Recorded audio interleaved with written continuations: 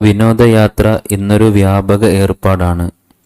ഊട്ടി പോലെ നല്ല കാലാവസ്ഥയിൽ ഒന്ന് തണുക്കാൻ പോകുന്നവർ, മൈസൂർ പോലെ കൊട്ടാരങ്ങളും കാഴ്ച ബംഗ്ലാവുകളും മൃഗശാലകളും കാണാൻ പോകുന്നവർ, ഹിമാലയം പോലെ പർവ്വതങ്ങളിലേക്ക് സാഹസിക യാത്ര നടത്തുന്നവർ, യാത്ര തന്നെ യൂട്യൂബിലാക്കി ഉപജീവനം കണ്ടെത്തുന്നവർ, അങ്ങനെ പലവിധം.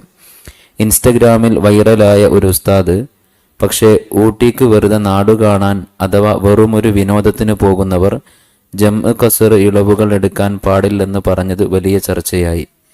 ഉംറ, ഹജ്ജ്, സിയാറ, കച്ചവടം മുതലായ സ്വഹീഹായ ആവശ്യമുള്ള യാത്രയാവണമെന്നും വിനോദയാത്ര ഇതിൽ പെടില്ലെന്നുമാണ് ചുരുക്കം. എന്താണ് നിജസ്ഥിതി? അങ്ങനെ പറയാൻ പറ്റുമോ? അങ്ങനെ പറയാൻ പറ്റില്ല. നാടുകൾ കാണാൻ വേണ്ടി ഇങ്ങനെ ഒരു പോക്കുണ്ട്. നാടുകൾ കാണാൻ പോയി എന്ത് നാടുകൾ കാണാൻ?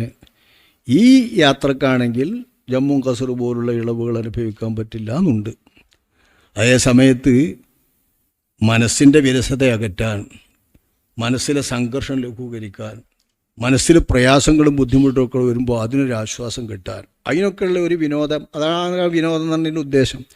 ആ തലക്കാണിപ്പോൾ ഊട്ടിക്ക് പോകുന്നത്. അല്ലെങ്കിൽ ഇപ്പോൾ നാട് കാണാൻ വെച്ചാൽ അതിലൊക്കെ നാടുണ്ടല്ലോ. ഊട്ടിയിൽ അത്ര വലിയൊരു നാടൊന്നുമില്ല.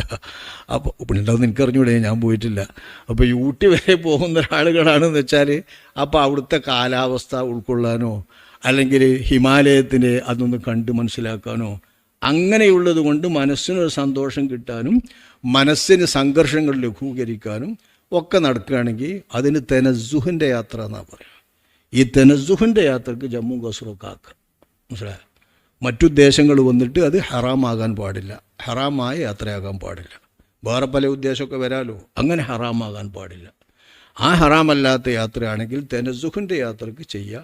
നാടുകൾ കാണാനായിട്ട് ഇങ്ങനെ നടക്കുക എന്നുള്ള, നാടുകൾ കാണുക എന്ന് പറഞ്ഞാൽ എന്തിനാ ചോദിച്ചാൽ ഒന്നുമില്ല, ലക്ഷ്യമല്ല, ഒന്നുമില്ല, നാടുകൾ കാണുക. നാടുകൾ ഇപ്പോൾ എല്ലായിടത്തും ഇല്ല, അവനവൻ്റെ നാട് തന്നെ മതിയിൽ, അപ്പുറത്തൊരു നാട് ഇപ്പുറത്തൊരു നാട് വ്യത്യാസമൊന്നുമില്ലല്ലോ. എന്നാൽ ഈ നാടുകൾ കാണുക എന്ന് തന്നെയാണ് അർത്ഥം. റൂയത്തുൽ ബിലാദ്, നാടുകൾ കാണുക എന്നാണ് അതിൻ്റെ ഉദ്ദേശം.